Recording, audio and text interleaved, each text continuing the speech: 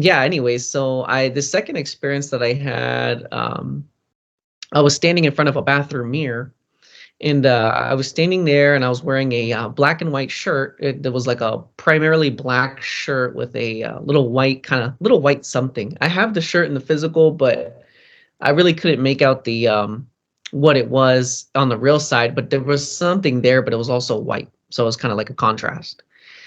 And I had a roomie standing on my left hand side. He was standing there with kind of like I don't know what you call it, the head wrap thing with the feather. He kind of had like a feather sticking out of it, and I could recognize his face. And he was standing there, and he was kind of standing almost like behind me, but onto the side of me, like behind one of my shoulders, you might say. And he said to me, he said, "Whatever you see becomes a burden." And I was kind of looking at, and that was the end of the experience. And so bringing that into the physical, I was kind of like looking at that, and I was like, well, how does that make sense? And so I was looking at it, and what I had seen was that, in a sense, what we see becomes a burden because it really becomes a burden for the personal self, not the true self, not the real awareness. Because when you're becoming more aware, which is essentially seeing something, right? You know, when you see something, it can become a burden for the personal self if you let it, because what you're seeing doesn't always agree with what the personal self decides or takes in. Kind of like with the tooth experience, it's all this old stuff. But as you become more aware, you see kind of a new way to do things.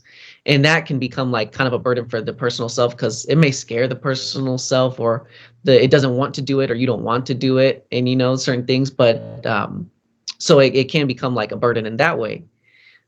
Because all of a sudden now you see something else, and you have to take the risk to kind of keep going with that, or you don't. So I thought that was kind of interesting, that experience. If anyone wants to say anything, or Duane. Yeah, well, I like to hear these experiences because it's fun, and we add to the we add our views and our definition, etc. And it's not about being right or anything like that, but yes. The idea of what we see becomes a burden because we have these 5 bodies, and there's that subconscious body that's a recorder. And actually all the bodies are, even the physical, it absorbs, okay? And all the bodies absorb. And so we take this in, and for the longest time, this becomes our reality because we don't know anything else. This is why we need this to identify with for the longest time. And yes, to the real awareness too, because it comes from an unaware position. It has the potential, but at the same time, it's got to learn to recognize itself. So there's the real awareness, and there's the 5 bodies, and this is the journey, the task, the burden that we all have to go through. Because the reality of life is invisible, even to the real awareness, you see. So that's taking it a bit further, and to recognize that, again, that's the silence that's spoken about.